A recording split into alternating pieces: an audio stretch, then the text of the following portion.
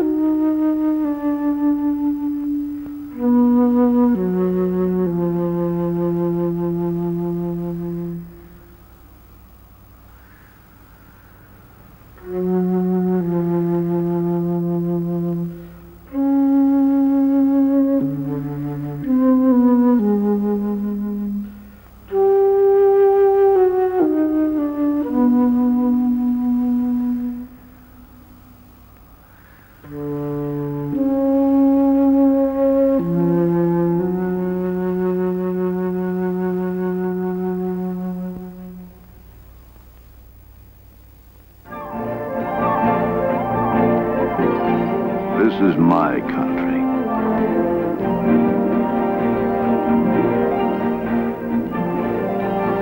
I've spent all my life in areas like this, as close to the animals as a man can get.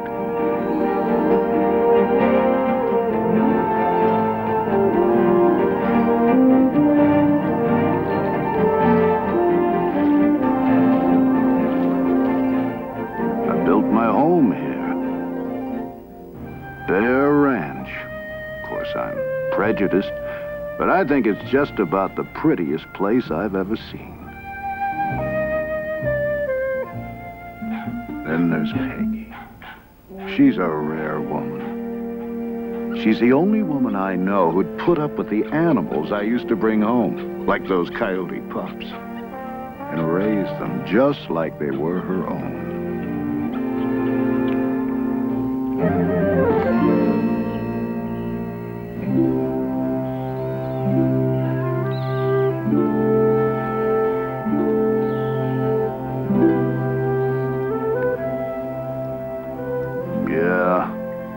We've shared more ups and downs than there are in the high Sierras. Those were good days, simple, clear-cut. You see, I'm a tracker, and believe me, I'm the last of a vanishing breed. I know tracks, like the FBI knows fingerprints. I specialized in renegades, killers of livestock, and sometimes people. I didn't kill for sport. I went after the right animals so innocent ones might be spared.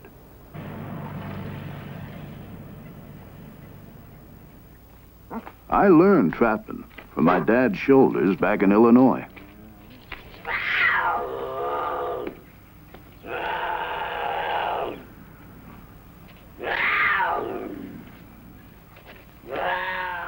Since that time, I've worked for the government, territory, sheriff's office, federal game warden. When they had a renegade, they knew who to call.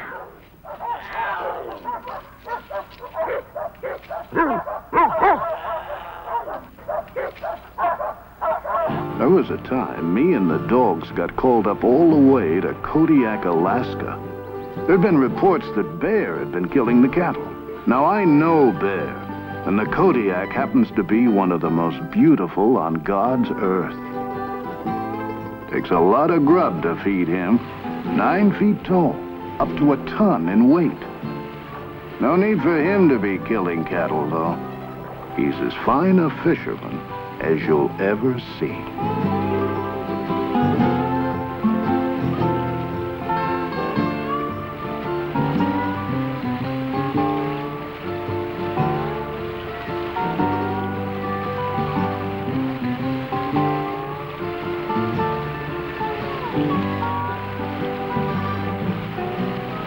The ranchers were getting $5,000 bounties on these so-called cow killers.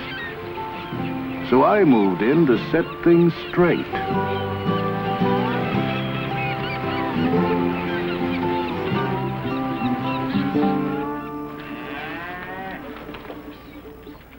I met a rancher who said it ain't Kodiak killing my cattle. I'd finally found someone I could talk to. He said, Bigfoot. Straight-faced as could be. He said Bigfoot's been killing my cattle. Bigfoot? I checked the carcass and saw the cow had died naturally. The bears just fed on its remains. Found out after the grass was waterlogged. Not enough protein. Cattle died of malnutrition. Kodiak? Bigfoot? People always want their questions answered in such neatly wrapped little packages. Oh, I'd heard about Bigfoot. Some abominable snowman who'd wandered across the Bering Strait before the Ice Age. I couldn't believe a grown man would tell me a Bigfoot was killing. What a bunch of hogwash.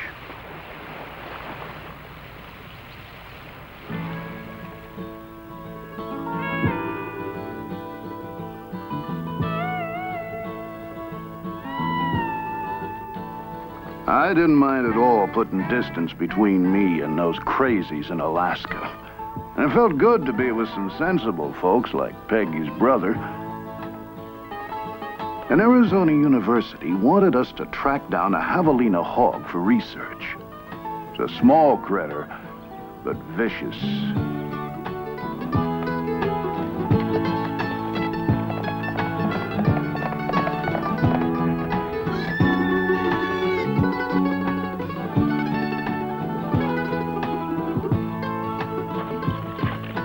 Well, I told my brother-in-law about the wild Bigfoot story at Kodiak, but he didn't respond as I'd expected. He said, "Don't be so quick to make judgments. There's something I want you to see." He took me to what Indians called the land of petrified wood. There, carved in rock, were drawings of a creature with big hands and big feet, exactly as I had heard Bigfoot described. The drawings were 700 years old. They told how creatures the Indians called stickman had come in the night and stolen the Indian children. The Indians abandoned the village in fear.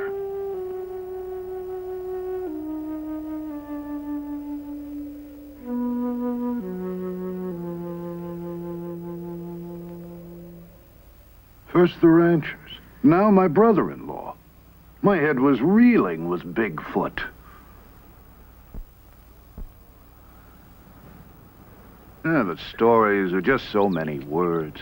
So I soon forgot about them, till I was up tracking a mountain lion. And I found these tracks.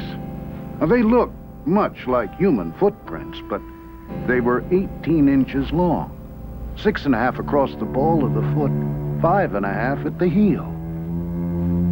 They were the hugest I'd ever seen.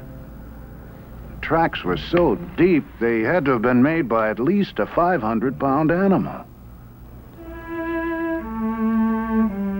And the hair, I couldn't identify it. The toe prints were spread around small rocks and dug into the earth, showing whatever made them could cover pretty rugged country. And the stride was enormous, 52 inches in length. Man's only 30. They were fakes. Somebody would have had to drag a pretty big machine over pretty rough country to make them, and they would have left their own tracks. I saw where a creature had stumbled. There was a handprint, but no sign of claws. They were so manlike. I was mystified, so I made plaster casts and sent them with the hair to a lab for analysis. Well, I tell you, I was glad to get home. Our pups were growing, and they didn't give us much time to think about everything that had happened.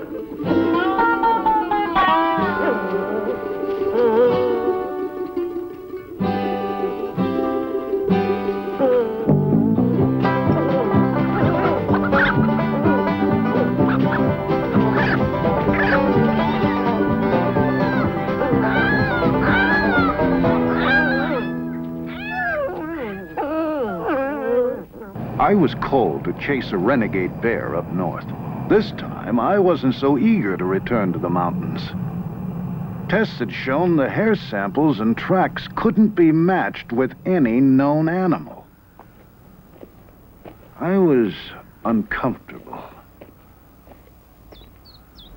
The animals were even acting strange.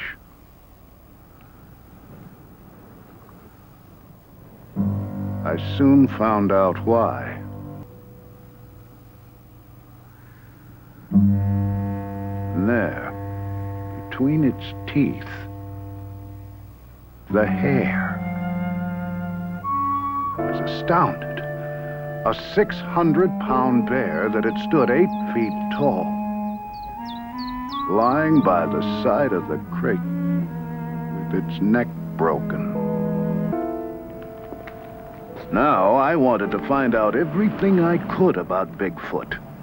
I advertised for any information or leads. You can't believe the number of stories people had to tell. My friends laughed at them all. Okay, I'd laugh too. But things were different now. I had to figure out what was fact and what was fiction. There were reports of creatures 12 feet tall, 800 pounds, that prowled on 2 feet. Now that's absurd, scientifically impossible. No creature that size or weight could even stand upright. And as for tracks, you can't imagine the number of kids I found running around the woods making plywood fakes. Tales of hunters being ripped apart, campers kidnapped and never heard of again. But 4 features, all the reports shared, were the dark hair, the domed head, the large footprints, and the glowing red eyes.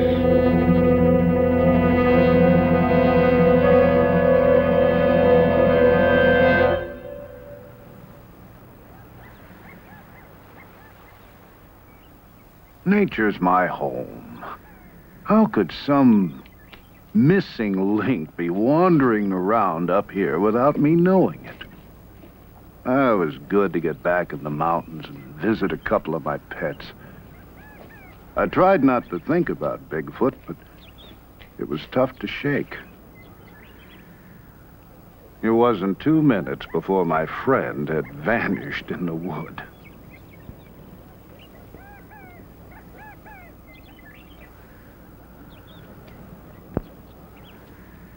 Well, I set out after him, but I couldn't find him anyplace.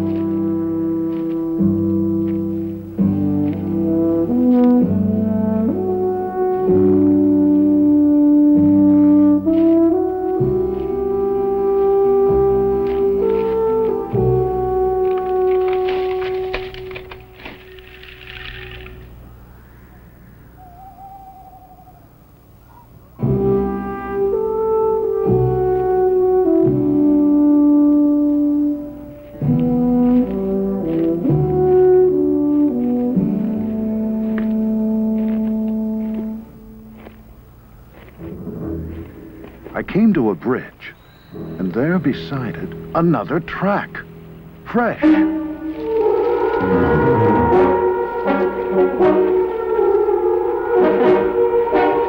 My legs were moving before I realized what I was doing.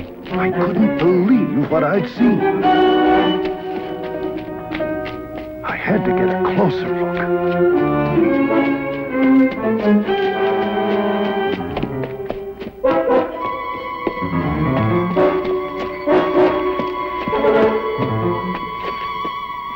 Nauseating, musky odor made it difficult to breathe.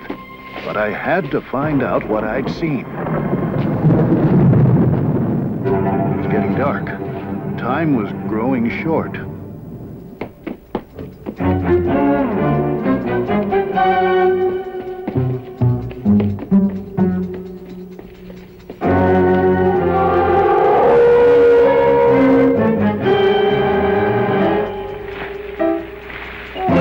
Bigfoot. I'd seen Bigfoot.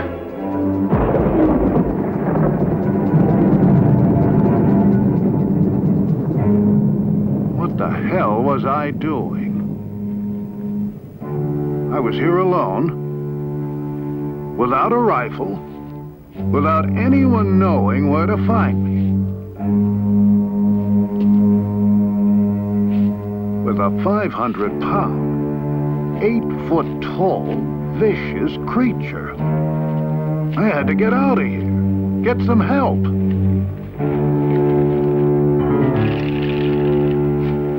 I had to show people what I'd seen. The footprints.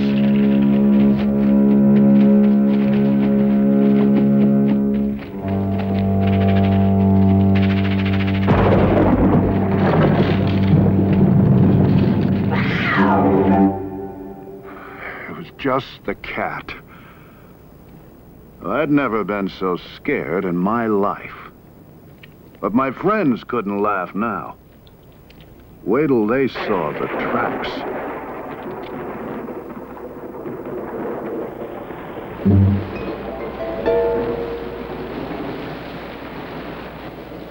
But the rains came and washed the tracks away.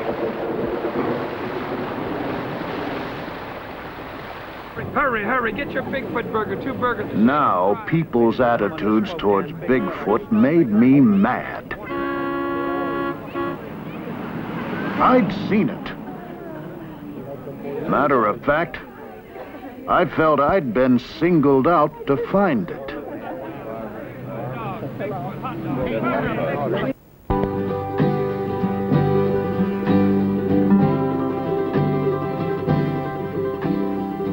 Where do you begin? Jackson Hole, Wyoming. A suspicious set of tracks. I really thought I was on to something. Over 500 on the side of a mountain. The tracks are funny things. The smallest print can melt, freeze, get snowed over. And before you know it, it's gigantic. Here, the supposed Bigfoot was a little old coyote.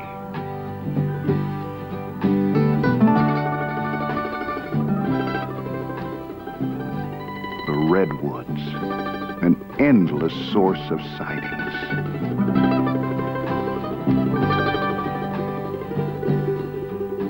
If this creature were here, where did it hide?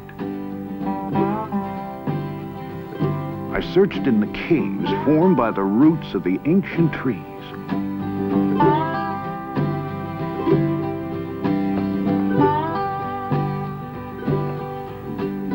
Here were perfect shelters, large, dark, secluded, hideaways to recover from injuries. Refuge for many forest animals from the elements. Protected privacy when giving birth. Hundreds of tree caves, but no tracks, bones, or unusual droppings.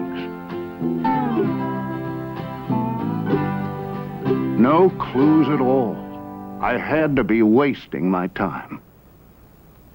But there was a statue carved in redwood. Its image was based on hundreds of sightings collected over the years. And it was exactly like the creature I had seen myself.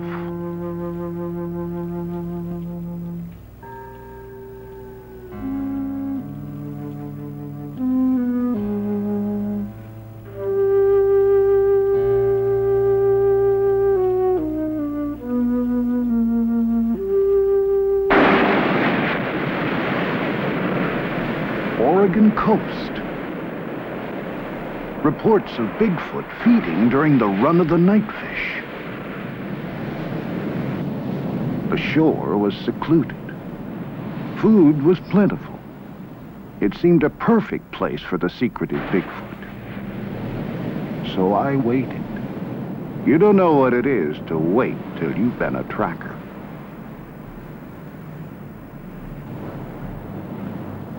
Finally, a gull came with the first sign of the run.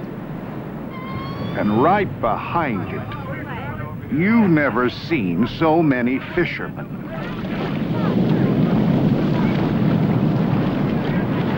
My secluded beach turned into Coney Island. Only way Bigfoot could show up here was wearing swimming trunks. One bum steer after another. How was I supposed to know which lead to follow? I was running out of time, and I was running out of money. As we left, I felt like the waves were laughing at our backs.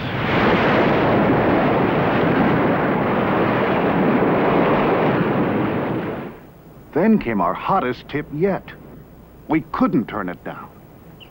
Snowbird warned us of an upcoming storm, but I was too excited and ignored it. The area was rich with wildlife. And why not Bigfoot? Plenty of food, plenty of cover. This time, remote from man. There it was. My efforts had paid off. And this time, I was ready for it. I wasn't ready to find out it was just a bear staying up past its winter bedtime. What was happening to me? Any Boy Scout knows how people's eyes play tricks on them in the woods. I was like a gun-happy hunter that makes a 10-foot grizz out of a charred old tree stump. Even the snowbird was laughing. And why shouldn't it? Here I was, a grown man running around the woods chasing some fairy tale. I felt like a fool. Well, I was out of patience, and I was out of money, so I took a job up in the wilderness around Bossburg, Washington. Had to photograph a cinnamon bear in its natural habitat. You want a bear? Here's a bear. Piece of cake. I always got what I said after. Except Bigfoot. Then I saw it. A deformed version of the track I'd seen so often.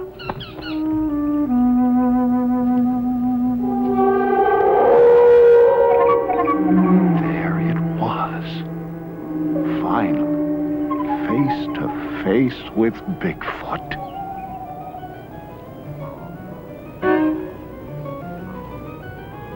Here was the domed head, just as others had described it. The thick, dark fur to protect it from extremes of weather and allow it to pass unnoticed in the night. I saw it, photographed it, but scientists challenged my film. Yet it stood up under every conceivable test.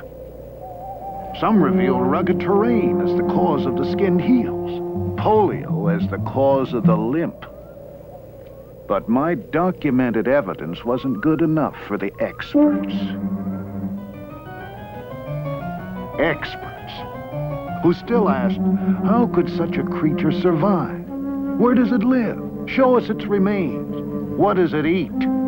Experts who challenged my word but claimed credit for my film and profited by it on lecture circuits. Well, I didn't care for these people. But I was haunted by their questions. What an experience. Now I had to start finding some answers. The creature's tracks disappeared at the edge of a beaver swamp. Only sign of animal life was the geese migrating north for the summer.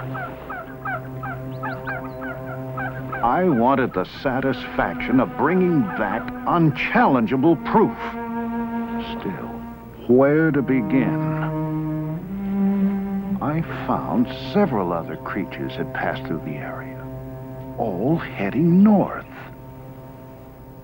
Could Bigfoot be a migratory animal?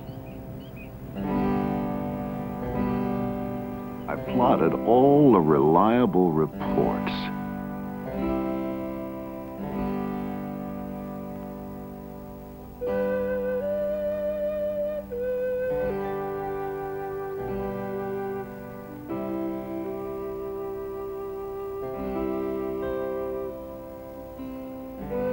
There actually seemed to be a migratory pattern extended over thousands of miles. If this were true, I'd have some means of predicting the creature's movements and a good chance to find some answers to my questions. Bigfoot always stayed in very rocky mountains and isolated terrain. The greatest number of sightings, and the only ones of the Bigfoot young, were in summer, above the Arctic Circle. Could that be where Bigfoot migrated to breed? If I move rapidly, I might find a clue before season's end.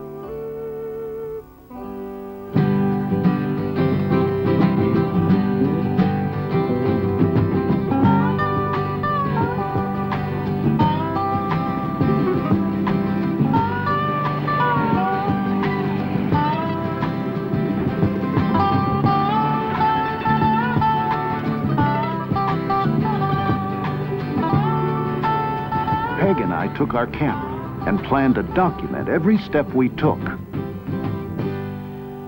The lava beds, Modoc, California. If Bigfoot were a migratory animal, my theory had to hold up all along the way. A track, centuries old, preserved in the lava. My theory was working. But I wondered how Bigfoot survived the violent eruptions that brought the lava rock. As usual, nature provided me clues. I saw these two little ground squirrels so much in love they took no notice of me or the dangers around them.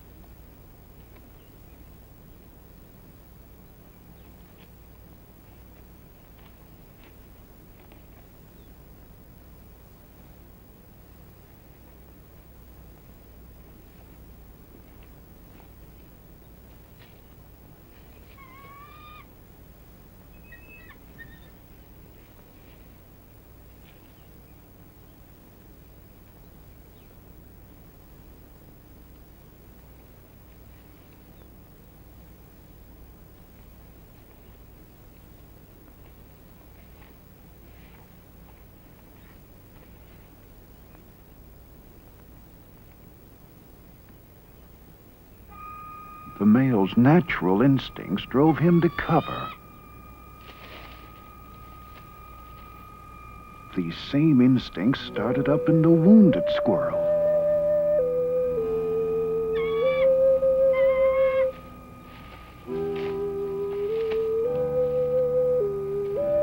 Nature was reminding me of her basic law: survival.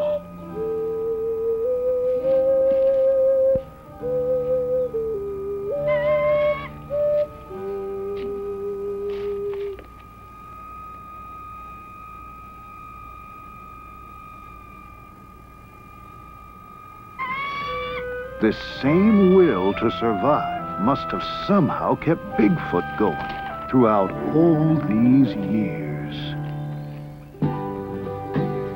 But where did the creature go if it were injured? The caves, Mount Lassen.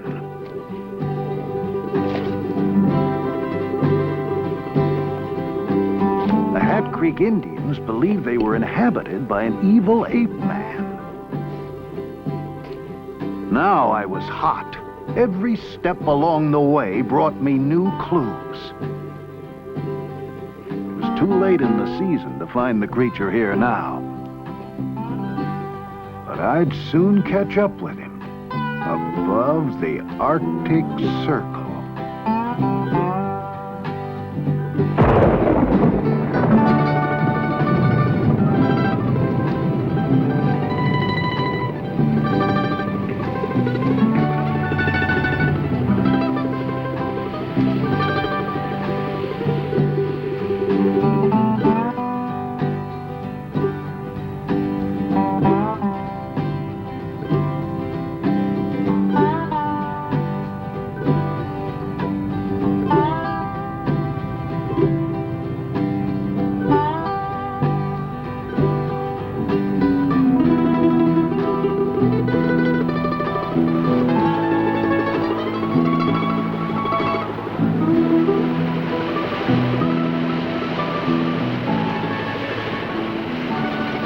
Peg and I found the people up north different. They encouraged me, took my search seriously.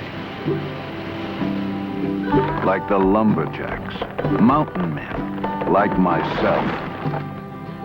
The first into the midst of the wilderness, which meant first with stories of Bigfoot. Most of their sightings came at the time of year I'd anticipated. They were sure when Bigfoot passed because strange happenings followed in a nearby valley. Herds of goats come and perform a ritual suicide. Sure enough, the goats were there, looking as if they were grazing normally, but actually eating pounds of dirt. With one gulp of water, the earth turns to cement, and they die, lying in the shadow of Bigfoot, etched in rock 26 feet high, and the wolf, his only known traveling companion. What went on in this valley Bigfoot passed through went against all the natural laws of survival. And the rock formations, too massive to have been shaped by man, presented another, totally unexplainable, natural phenomena. To those who cried, for Bigfoot to exist goes against every bit of scientific data known to man, I could now say how much more there is to know. I felt close to the adventurers who'd left their calling cards at Watson Lake as they crossed into the Yukon, and even closer to those who'd made a similar journey at the turn of the century, who set out after something they didn't know where to find, but knew was out there someplace. With so many pouring into the Yukon during the gold rush, it's no surprise there'd be such a rich source of stories about Bigfoot.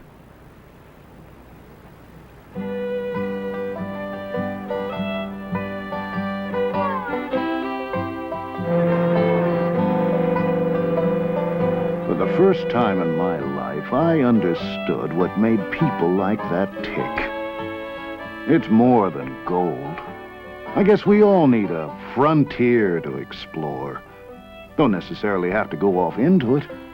Just makes you feel kinda good knowing it's there. Thousands of these people came from everywhere.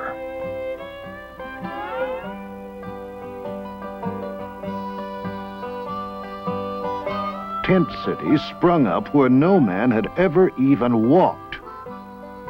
If Bigfoot came here to keep clear of man, its seclusion didn't last for long. Such a rich source of information had to bring new leads. Sure enough, an old miner's story told how the glaciers up there were the burial grounds of the Bigfoot. That would explain why there were no remains. The creatures carried their dead over thousands of miles just to deposit them in crevices that opened up in the spring thaw. Can you imagine?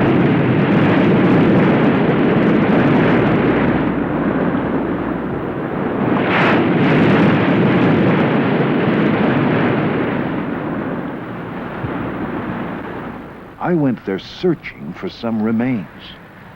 I did find tracks, so I had to be close. I found bones that told many different stories, but none of Bigfoot. The constant movement of the glaciers could either crush the remains or wash them to the sea.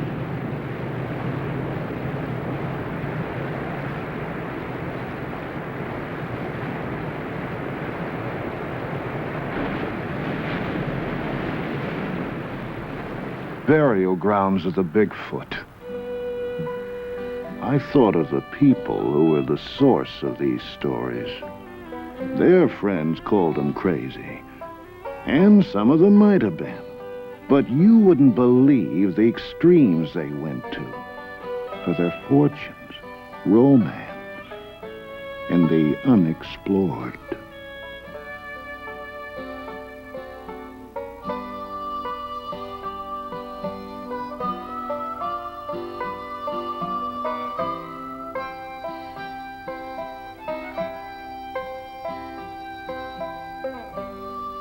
I guess it wasn't so tough to believe Bigfoot could have gone to similar extremes for a far more instinctive, basic drive, as burying his dead.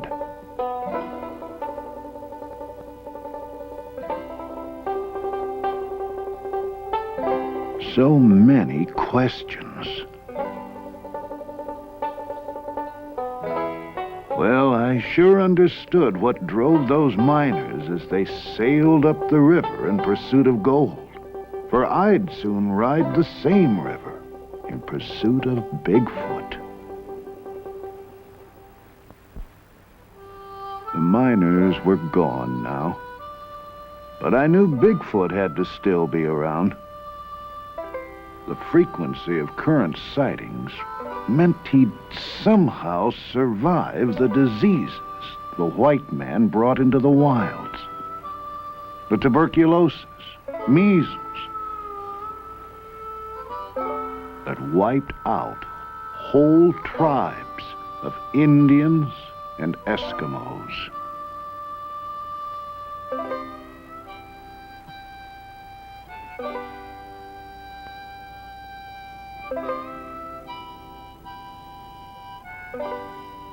He'd even survived the violence reaching out from the boomtowns. Now I understood why Bigfoot steered clear of man. He had to, in order to survive. However vicious the creature might be, I gained a lot of respect for the elusive Bigfoot and its ability to endure. But if we were to find it, we'd have to get to the furthest outpost of civilization. When when we ran out of road, we saw the remnants of the old pioneers giving way to the machinery of the new. Thousands were now pouring back up to the new gold rush for the black gold, oil. How much longer could Bigfoot avoid all these people? Where would he go next? I gambled on him heading north.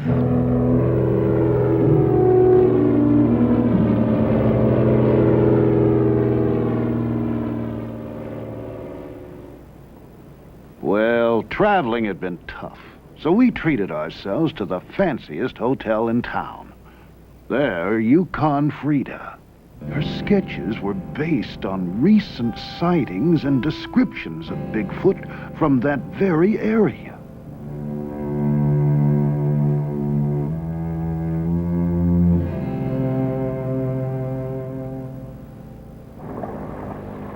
As we started our journey up the river, I thought of the statues and drawings I'd seen in Arizona, California, Oregon, Washington, British Columbia, the Yukon, and now above the Arctic Circle, all of them resembling the very creature I saw myself. They were too similar, over too vast an area to be coincidental. But these images weren't good enough for the experts below. I still had a lot of questions to answer. There were no grocery stores up here, so we ate off the land or purchased fish from the Eskimos. I knew I could get my answers from these people, 'cause stories of Bigfoot were as plentiful as the food. One man told of the strange day his mother died. In a cabin like this, family and friends gathered to await the passing of her spirit. That night, they heard a soft scratch at the door. There was Bigfoot, chanting in a strange tongue. Everyone was terrified. The spirit of his mother was speaking through the voice of Bigfoot. They must abandon their homes, which they did. The next day, an ice floe changed the river, and waters now flow where the village once stood. I asked to see this area, hoping for a sign of Bigfoot. The man said, if you wish to see the king of the animals, he breeds in the mating grounds of the Alaskan moose.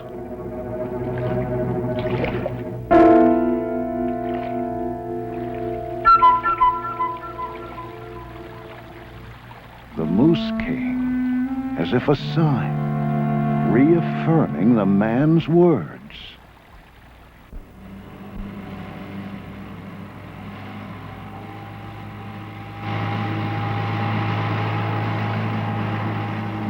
Up the river by a salmon wheel, a lone Eskimo greeted us with the words, "Bigfoot is not here."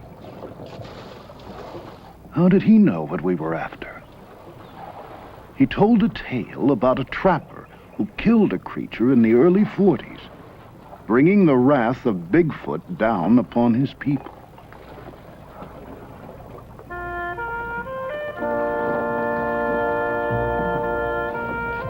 He said, one night I was caught out on the trail with only a few minutes of twilight left.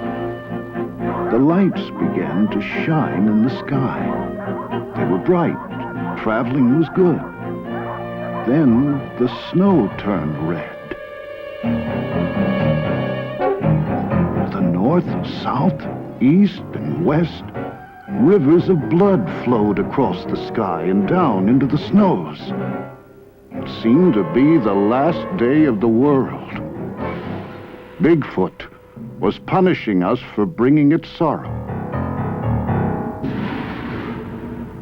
But then, the good white light rose from the north. What followed was a battle of 1,000 warriors. The white light was the spirit of Bigfoot, left to die by the trapper.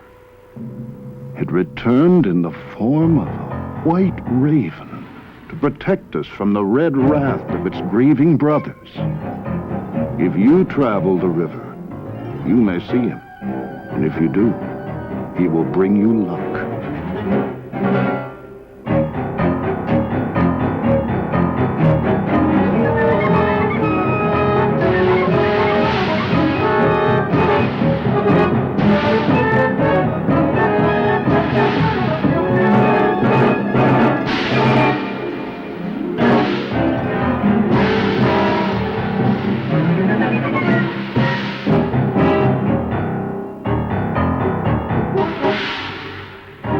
Then the native gasped, pointing to a bird soaring above us.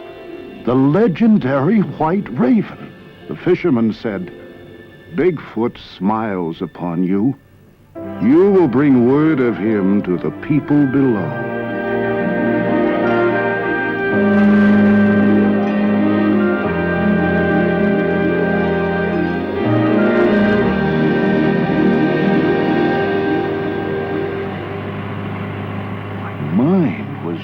Reeling.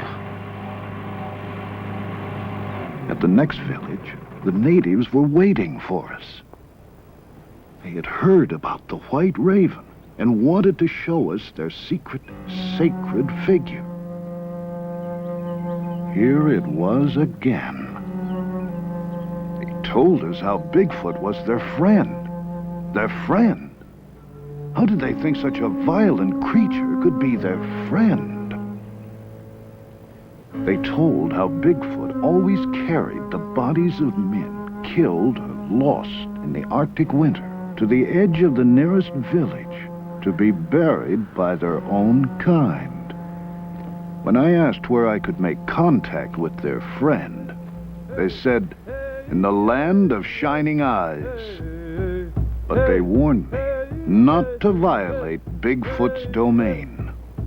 I reminded them of the white raven. So they taught me a chant to sing on the night of the full moon and promised I would see the glowing eyes of Bigfoot.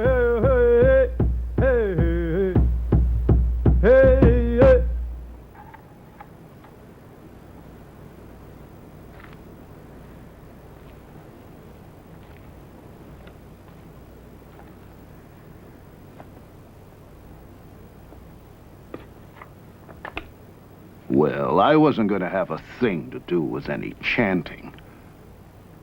So I set up walkie-talkies 300 yards from the tent to monitor any movements on the tundra during the night. At the first sound, I'd have a jump on the creature.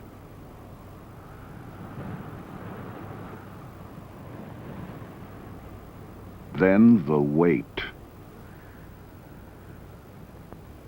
The land was lush with vegetation. Perfect feeding ground. Berries, lichen, gnats, bugs, millions of fish. Not just a land of ice and snow.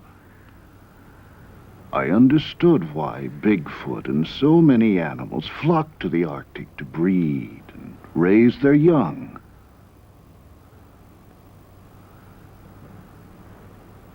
But this land was strangely silent. Where were the animals?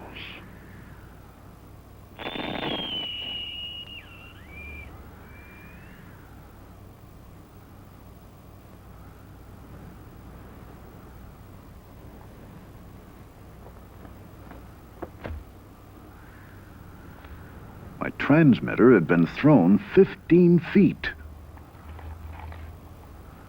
And the tundra held no tracks. Days passed. I felt like a fool, but now I'd go to any ends to conjure up the creature.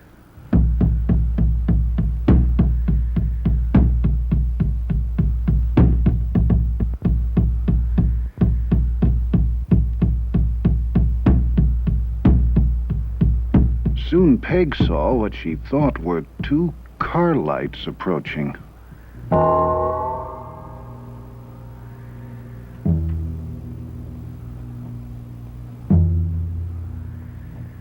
I was caught in the darkness, but Peg guided me toward the lights. I had to find out what it was. Then we realized they were the shining eyes. This time, I couldn't let Bigfoot escape.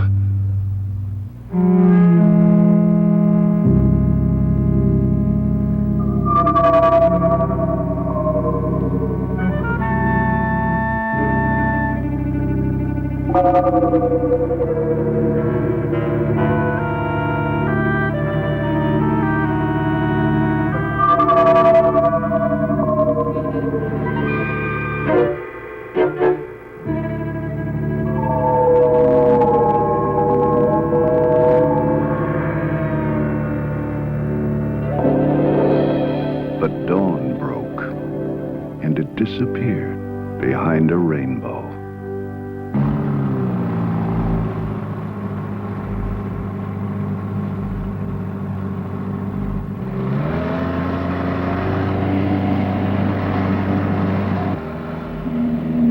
This was too much. I felt like I was coming apart at the seams.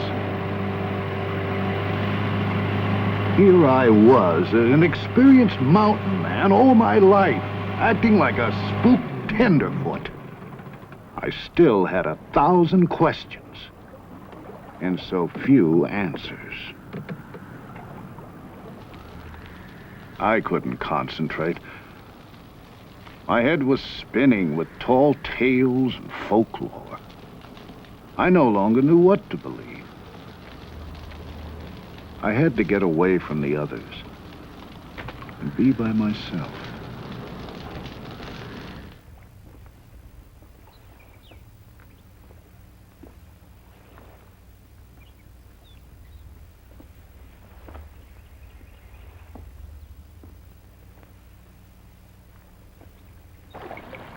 There were the salmon, back after 10 years of living in the sea, to spawn in the exact place of their birth, and then to die.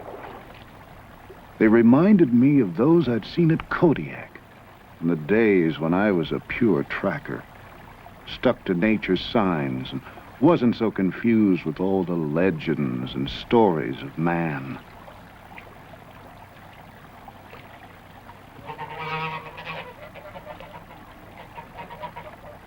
And there were geese.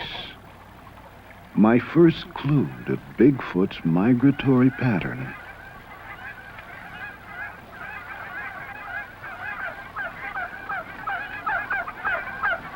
I began to feel close to nature again. I knew that's where I'd find the answers to my questions.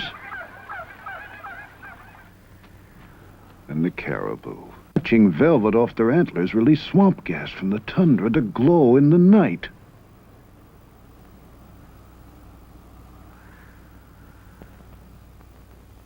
Then I saw what must have been the monarch of the North. I was terrified. It could crush the likes of me with one swoop. But it was the most magnificent animal I think I've ever seen. He didn't seem to notice me as he made a clearing. He sharpened his horns as if to prepare for combat.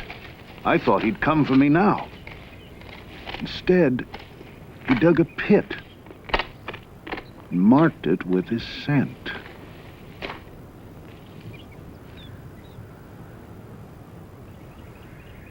This attracted cows from all over the area and seemed to warn other bulls to keep away.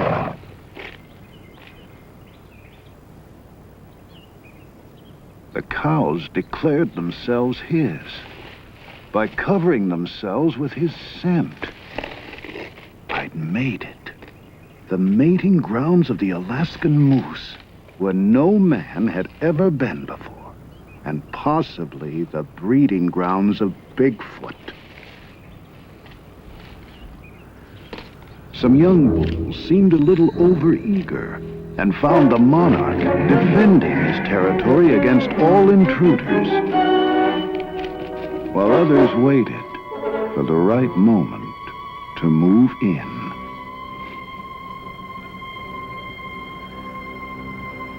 Then he saw me. But luckily, a match for the monarch challenged him for his cows and territory.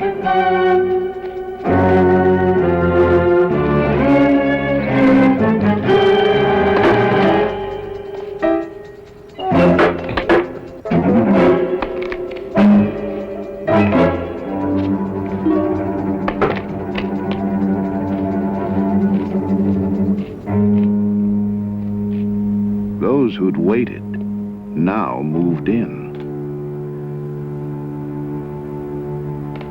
While the bulls were fighting, nature made sure there'd be a good crop of calves come spring.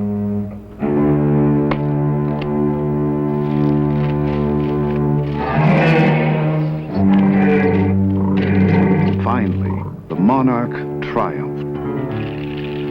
Now, too preoccupied to give any notice to me, he gathered his cows. And, according to the law of nature, the strongest began to breed. I was deeply moved by what I'd seen, but still, no sign of Bigfoot. The salmon lay dying in the streams, signaling the end of the breeding season. Time was running out, so we took to the air.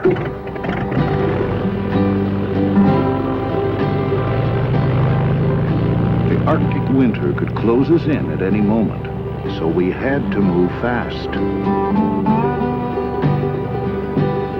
Why couldn't I find this creature? Was my theory wrong? When I saw the expanse of space below, I laughed. Anything could be out there. They'd found Stone Age men in New Zealand. There were prehistoric fish being pulled out of the Persian Sea. My God, a primitive man walked out of the mountains 70 miles from the capital of California.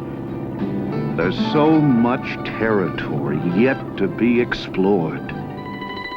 We found undiscovered wrecks of men who tried to break into this wilderness and were never heard of again. I couldn't think of the risks. Everything I believed in was on the line.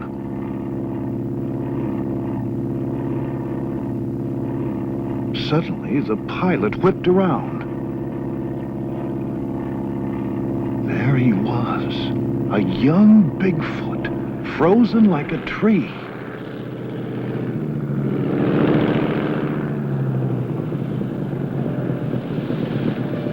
We raced back to the river, but he slipped away. Seeing the young Bigfoot confirmed my theory. I could now roughly predict the creature's movements. The crew celebrated the sighting, but it wasn't enough for me. I knew I needed to document Bigfoot's habits. The young Bigfoot's tracks led me from the river to a lush meadow. He'd passed through a herd of grazing muskox. I wondered what Bigfoot fed on. Maybe he ate vegetation too. Or fish. I'd seen him by a river. Of course, he could have been cleaning himself. Or drinking. Of course, he could be a predator. One of these oxen had lasted him half the winter. Bigfoot's behavior still held many mysteries. But now it was just a matter of time before I solved them. Sun up, yeah, early start, so let's eat and get the ball. Winter now closed down on us in earnest. We were forced to move south, just like the animals.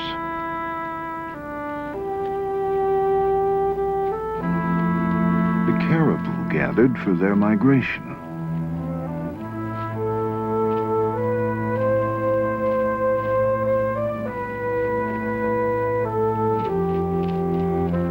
might be the source of food for all the meat-eating animals that followed.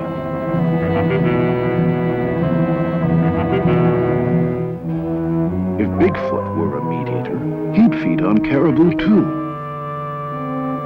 If I could prove that he did, I'd have a clue to the place he held in nature. If I could film it, I'd have the kind of documentation the experts demanded.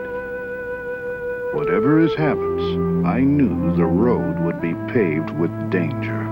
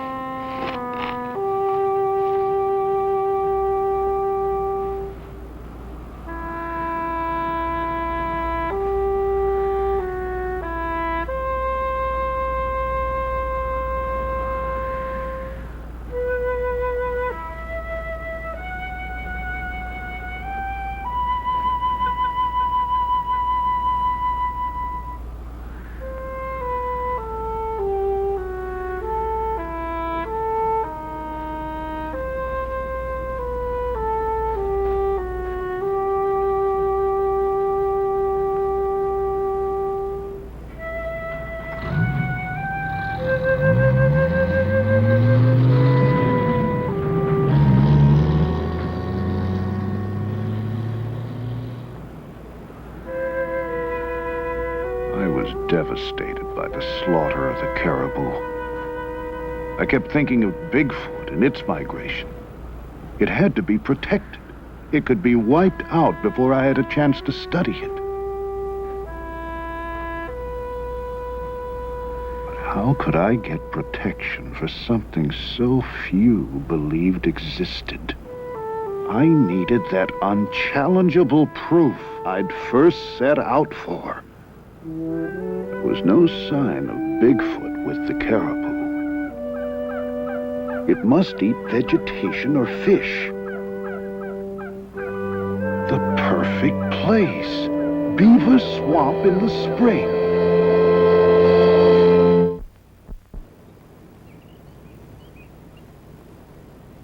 I got there early and planned to stay as long as I could. I used every trick I learned over my years as a trapper and carefully covered my scent with ammonia. Beaver Swamp. The geese. If my theory was right, Bigfoot would follow shortly. I searched for the perfect place to set up a blind. When I found it, I moved in and set up my cameras. Day after day, I waited and soon grew jealous of the other animals' freedom. I was stiff, chilled to the bone, but I was determined not to make a move that might warn Bigfoot of my presence.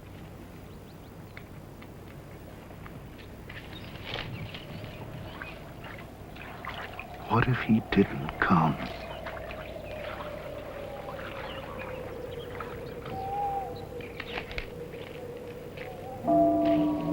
Then a movement in the woods. The sun hadn't come up yet. It was hard to make out what I'd seen at first.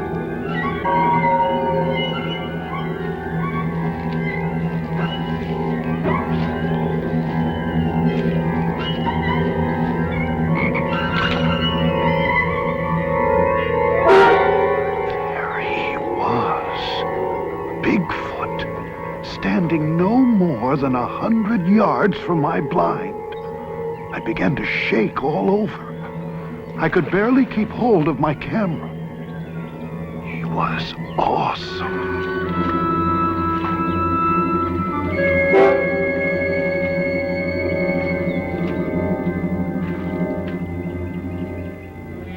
Then, behind me, another one.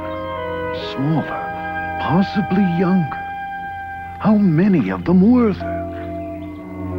Was I surrounded?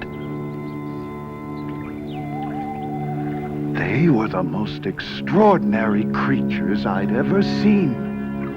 I now knew why the Eskimos called Bigfoot the king of the animals. The older, larger one was 7 feet tall, 450 to 500 pounds. His domed head and long dark hair, just like the other creatures I'd seen. His odor was overwhelming, the same thick, musky scent that first led me to Bigfoot so long ago. The young one was no more than 5.5 feet tall, 250 pounds. If my guess was right, probably on its first trip away from its northern breeding grounds. He'd probably never seen a man before. If he saw me, he could panic and attack. Then I looked around and realized the other animals were carrying on normally. If danger was around, they would have fled.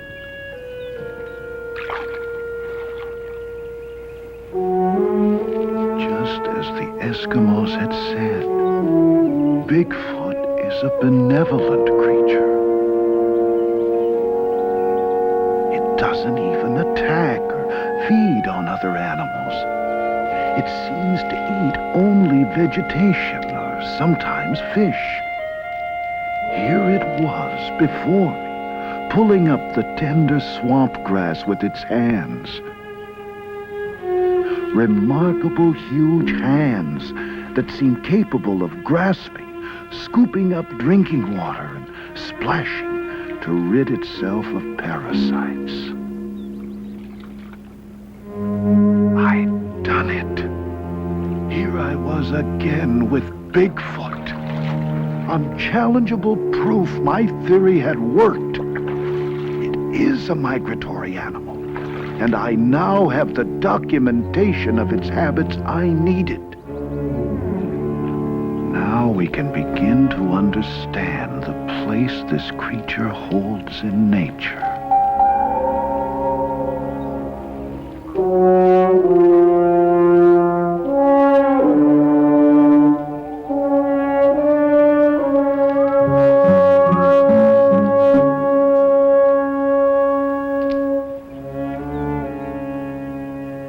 A raccoon came out to start his day's hunting.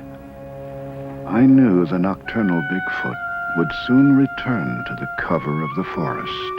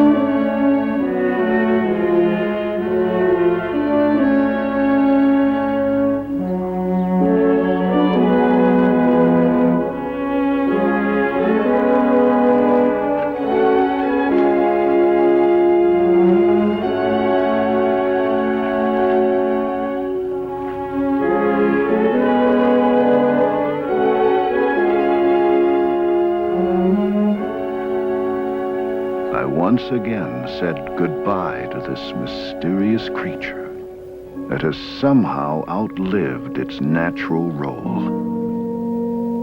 endured the tests of time, now left to wander the land elusively, with a strange will to survive.